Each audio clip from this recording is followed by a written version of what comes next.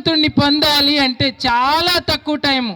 సాక్షాత్తు దేవదేవుడే చెప్పాడు 2025 ఎండింగ్ టైంకి సకానికి పైగా సృష్టిని కొట్టి పడేస్తానని చెప్పి అవతార్ మేరు బాబు డైరెక్ట్గా మండలికి చెప్పారు. ఇదే విధంగా కరోనా గురించి కూడా అవతార్ మెహర్ బాబా 1964లో మందులోని వింత రోగం వస్తుందని చెప్పాడు ఆయన మండలికి. అది కూడా మెసేజ్ల్లో వచ్చింది.